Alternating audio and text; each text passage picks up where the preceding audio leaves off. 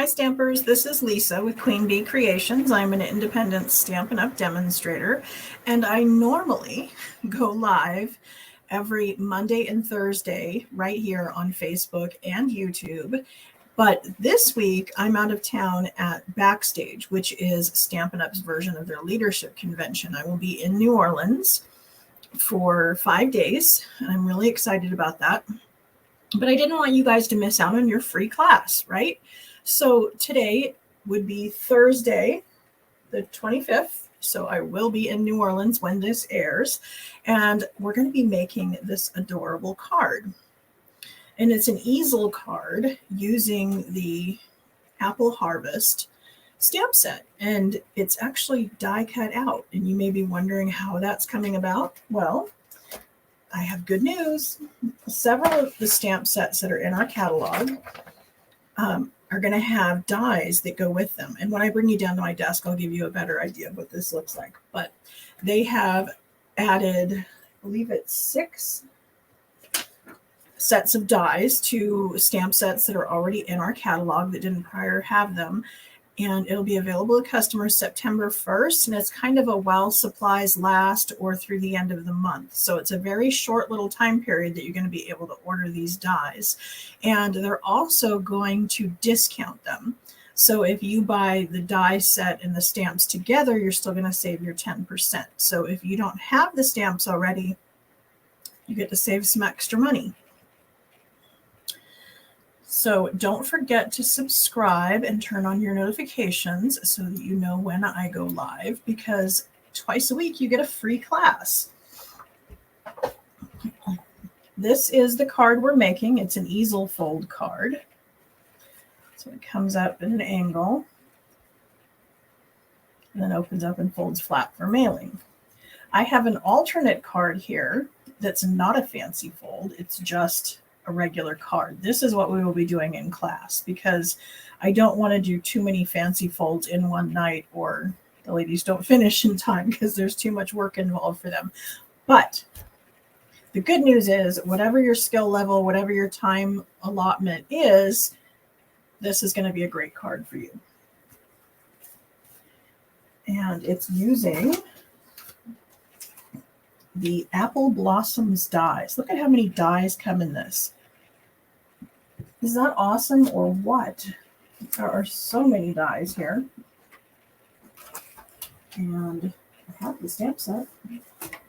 There we go. And there's our adorable stamp set.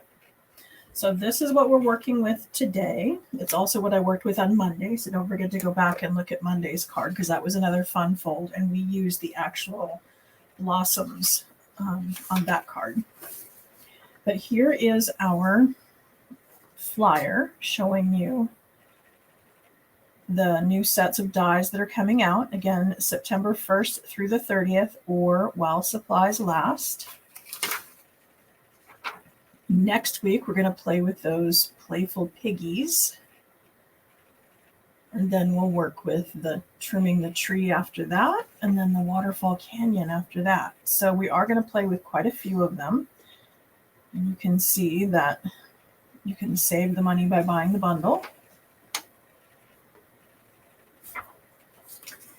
And I also want to point out, if you're going to order this week, I am giving that special where if you order while I'm gone, while I'm in New Orleans, if you place an order, I'm going to be gifting you a set of these sequins. Now, I chose the sequins because I like to mail my cards, and these are nice and flat, and so they're not going to, give a bump on your envelope or maybe poke a hole through as they go through all those machines that the Postal Service sends you. But this is a $7 value that I'm going to give you absolutely for free, along with your celebration rewards and your free customer PDF. The customer appreciation PDF. And if you have already gotten all the celebration rewards, there are more. They picked a few things out of the catalog that they're going to allow us to use as celebration rewards. And so they are just regular items, but I want you to notice that there is a new item number. So if you were to put in the item number that's in the catalog, that's going to make you pay full price.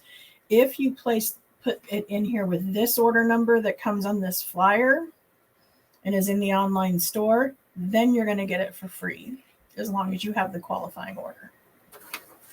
So that's my news on that. Here are our pieces. Of course, we need a standard card base, 8.5 by 5.5, scored at 4 1/4. Then I have a layer of crumb cake. Oh, this was real red. Crumb cake layer, 4 inches by 5 1/4. And then I have a garden green layer that I have dry embossed with the paint texture embossing folder. And that layer is 3 3/4 by 5. Then I have a little piece of basic black. This is 2 inches by 3 inches. And then I have a little strip of crumb cake. It's just a 1/4 inch. And I'm going to trim it down to fit. So just a little strip that will go under there. And then I have my inside layer, which is again 4 inches by 5 1/4. So that will make both cards. We're going to be doing the stepped up version. And so for that, I'm going to need this piece here, and we'll run it through the machine together and I'll show you. But this die is really cool in that when you run it through, you not only get the positive and negative, like we could use the scallops on another card. Here's a good example of that, where I've used the scallops on the back of this. And then you can also use the reverse ones.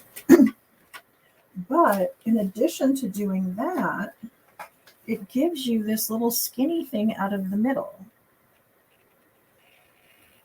And so when it cuts the two, there's that extra little piece. Oops, focus. There we go. Inside. So you actually end up with 3 little pieces. The positive, the negative, and then the skinny bit in the middle. And then we're also going to die cut the label. Now I didn't put any words on it because there weren't any words that really fit it, but I needed something to be the stopper that will keep it propped open. And so I just did that out of garden green. And then we're going to stamp the other stamp in the corner, and we're going to embellish it with a little bit of Inkastella. This is heat embossed, and I did that with the Versamark. So let's see. I always love to get rid of little pieces first. So let's start that. Let's start assembling this card, and I will have less pieces to move around and therefore less to get lost, right?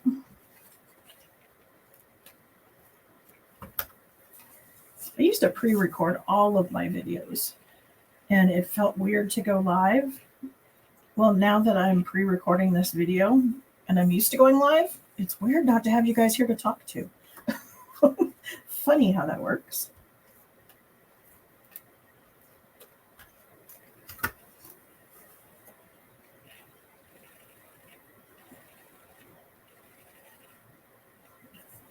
So there's just our basic pieces.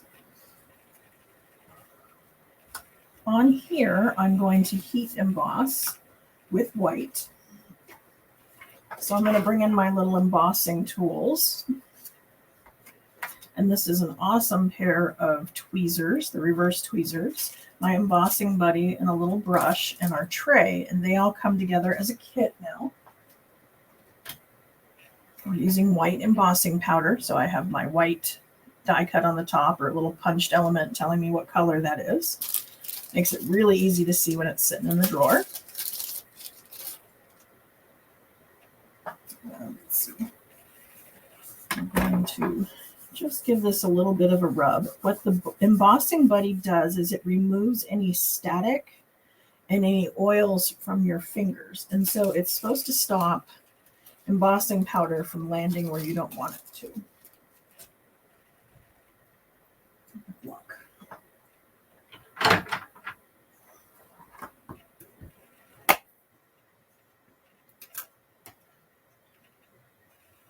So we're going to do thanks for your kindness. I was trying to make a teacher card since everybody's working on back to school stuff.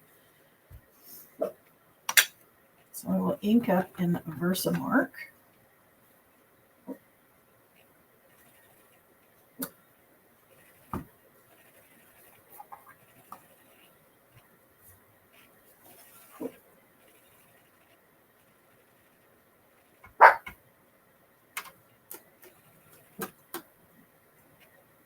Okay, so if there was any excess, that's what this would be for. It'd be to knock off the little bits that don't belong there. It looks like we did pretty good. Now I just need to pour this back into the container. So that would be just by unscrewing the end here and then tapping this down. And then you can, of course, use the little brush. Make sure you get all of it. Then we're just going to close it up and it'll be ready for the next one.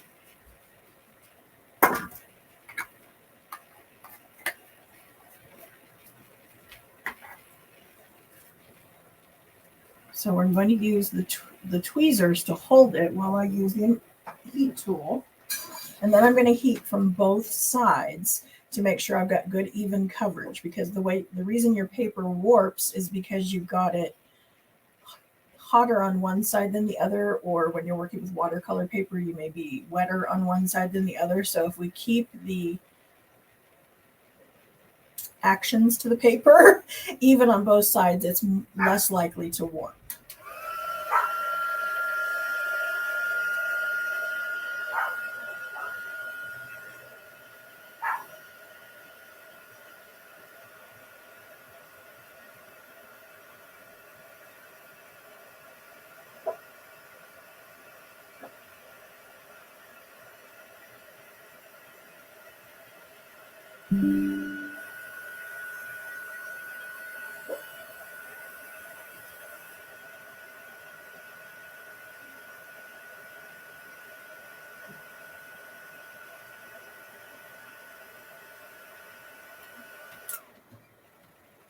Now I know when it's all done, when it gets shiny. When the powder is all melted, it gets a little bit of a shine. And then to turn it into a chalkboard, I just needed a little strip along the bottom. So I'm going to use my liquid glue.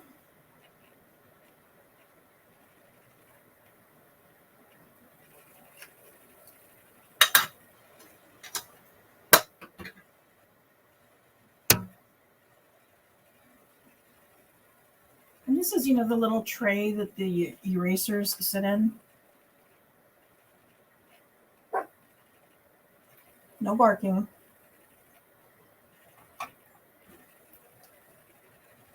Then I'm going to trim it off with the paper snips. Then we're ready to adhere to the front of the card. Now I'm giving it a little bit of extra adhesive because it is going to go onto a textured surface. Sometimes those take a little bit of extra because they don't make full contact. Also, if you need a little extra contact, what you can do is take your bone folder and rub from the other side. And this will activate the adhesives so that they stick better. So if you ever have problems with your layers, getting loose or not sticking all the way, rub them on the backside with the bone folder and that should help. Okay, now we're ready for stamping and then some die cutting. I want a little coloring in between. Okay, try to get my mess out of your way. Okay, on the outside, I'm going to stamp just the single apple. So I've got just a scrap piece of paper. We did a peekaboo card and I have a bunch of these little circles left over. So this is a great way to use those up. Not only could I use it as a circle in the middle of a card, but we can also use it as a piece of scrap paper. And then because I'm going to be coloring with Stampin' blends, we're going to use Memento ink. Remember, you always want to do the reverse. If you're coloring in alcohol, you want to stamp in a water-based ink. If you want a watercolor, you want to stamp in an alcohol-based ink. So if you're going to be doing any kind of watercoloring, you want to use StazOn. Because we're using blends, we're using Memento. And I find it just as easy when the stamps are a little bigger to just tap onto the back rather than trying to go in, the normal way.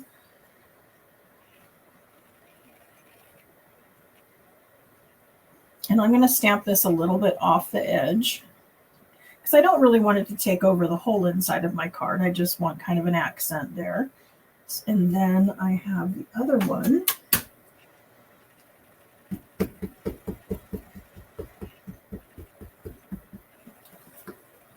I'm going to do on the scrap paper.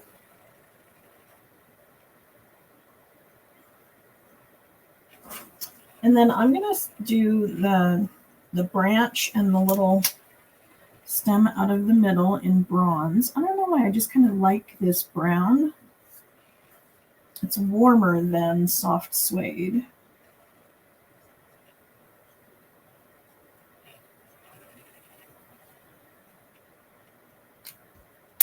And I'm going to do the leaves in Granny Apple Green.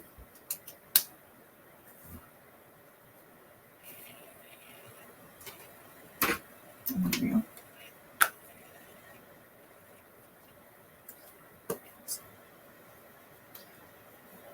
I'm taking the accents that the artist gave us and making those a little darker with the dark Granny Apple Green. Then I'm going to come back in with the light and fill in the rest.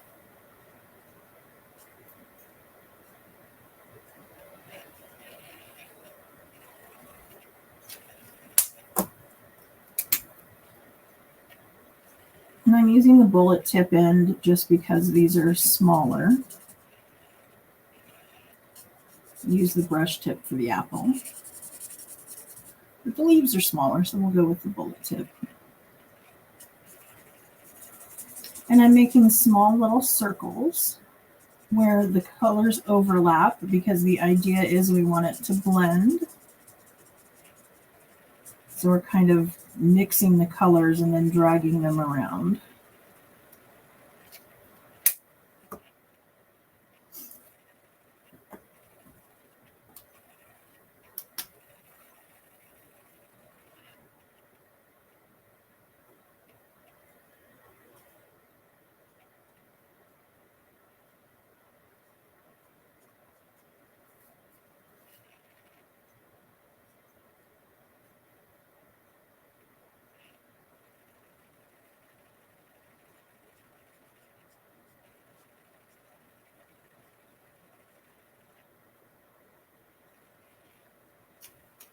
And I have to think about this a little and make sure I'm getting the leaf. Because you can't quite see the whole image over here.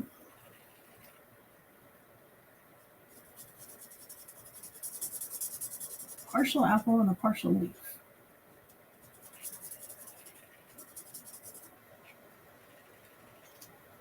Okay, so now for the flesh part of the apple, the one that's sliced open, I'm using Petal Pink.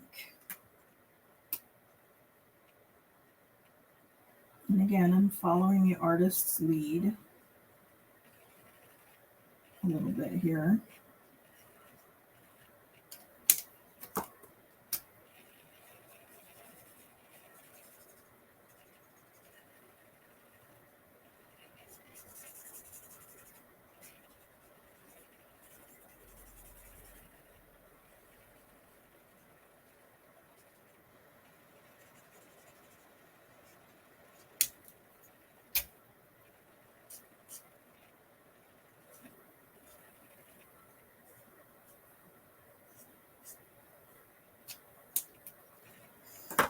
And let's see, a little bit of Daffodil Delight for the total center of this.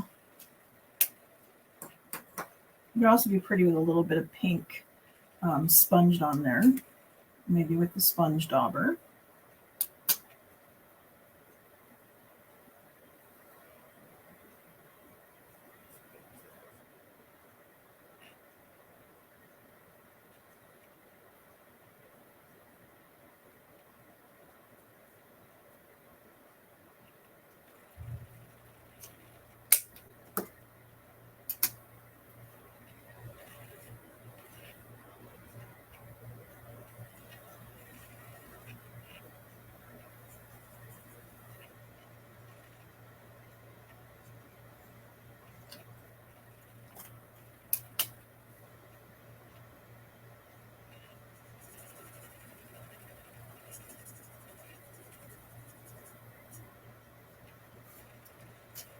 Okay, and then for that little flower, I'm going to add a little wink of Stella.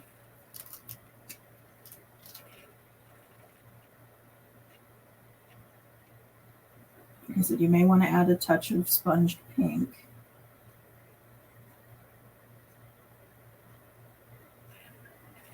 But for the speed of the video, I'm just going to go ahead and do Wink of Stella by itself. It gives a little bit of sparkle. There we go.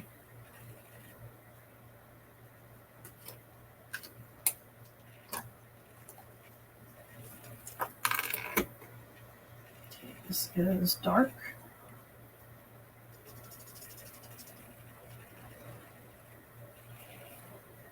I also have a tendency to turn my paper as I color because I want to keep my hand in the most comfortable position. And this allows me to get, close to the edge without going outside of the lines. I just keep spinning and make it comfortable for my hand. This works great when you're cutting with the paper snips too. Any fussy cutting, I turn the paper a lot. You're just more accurate if your hand's comfortable.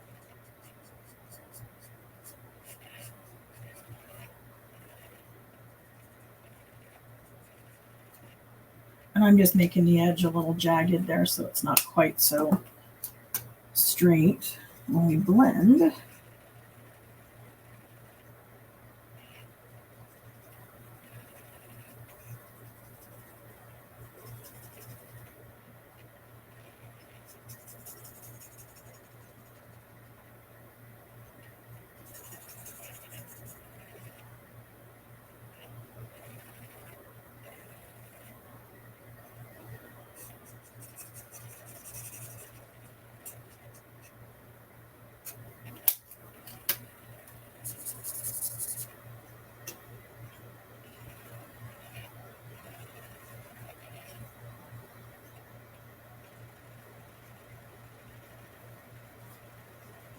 There we go. Now we're ready to die cut.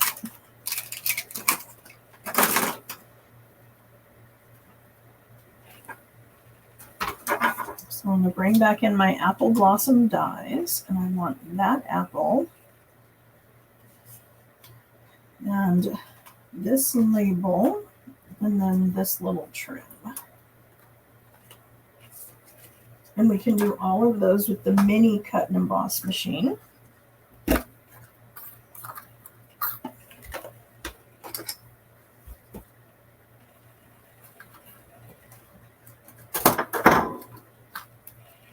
So I have plate 1 and 2.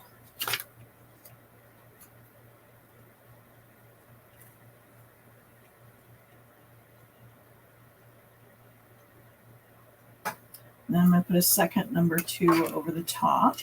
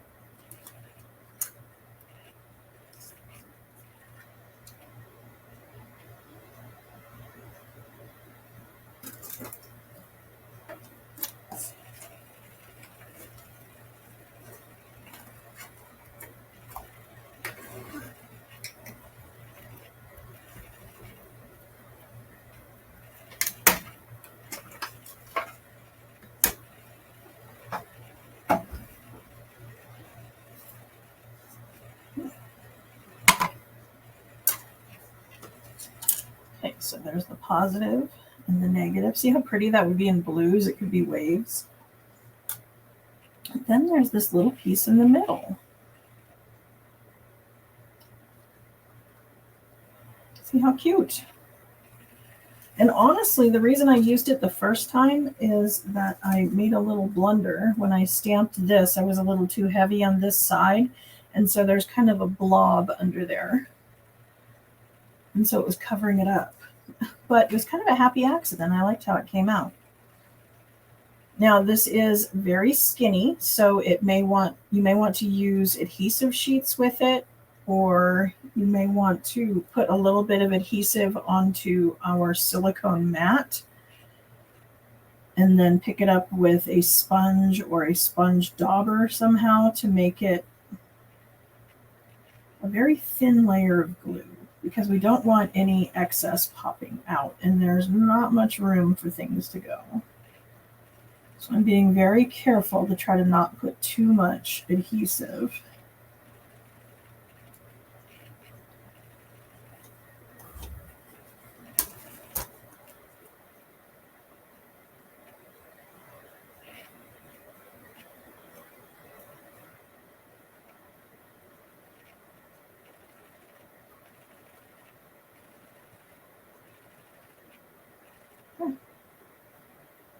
Looks kind of even.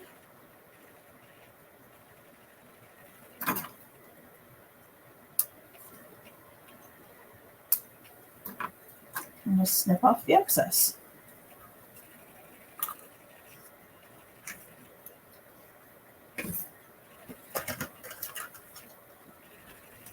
So we're going to adhere the inside of the card with Stampin' Seal.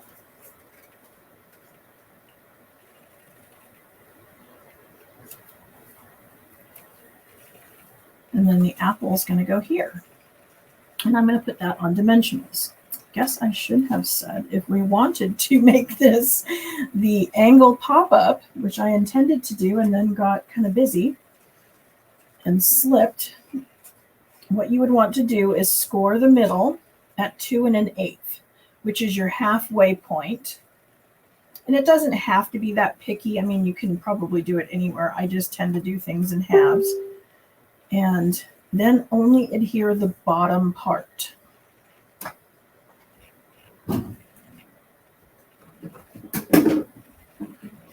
Because I goofed, I'm going to need to use undo.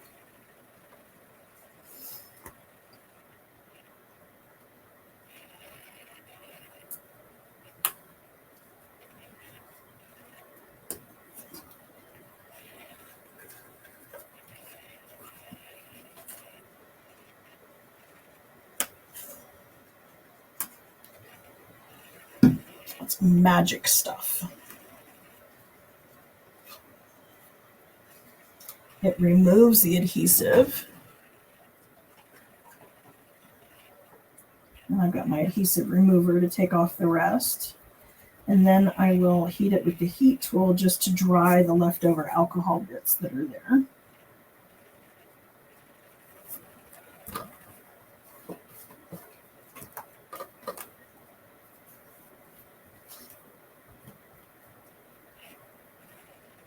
So in my head, I'm having this internal war of, should I just start over and refilm this? Because I'm not live.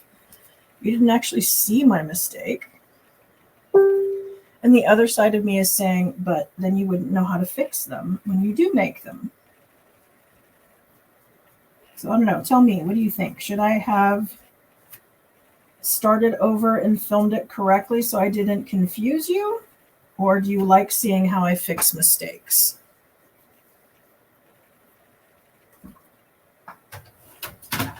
I know I won't see it till I get back, but I'm still curious because I am having that little internal thought.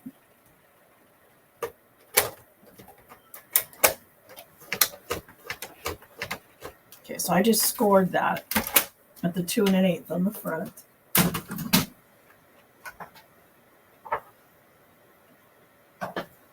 This time I'm only going to put adhesive on the bottom.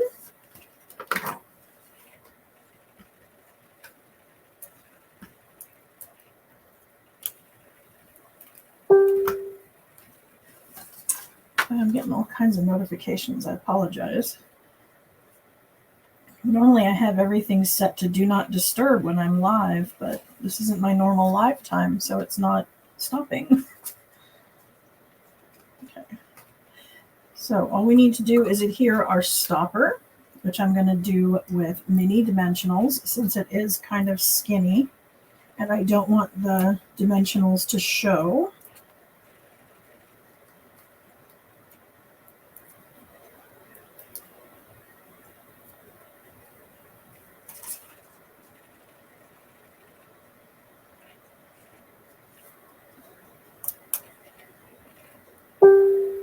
Come on, stop.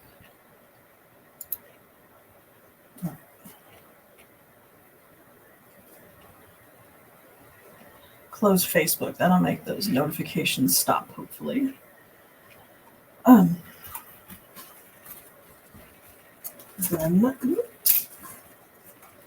we just need our apple. And on my blog post, you'll notice that I'm going to post what the apple looks like colored with the Stampin' blends, colored with the water painters, and then colored with the watercolor pencils, so you can see the difference between the three. So check my blog post to find that. At this point, it should already be up.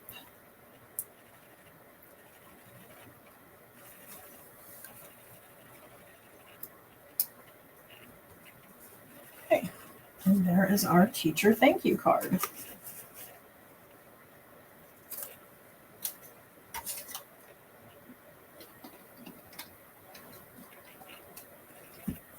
So again, don't forget to subscribe, turn on notifications, and come back and see me on, let's see, there'll be a pre-recorded one Monday, and I will be back on Thursday. So thank you for watching. See you soon.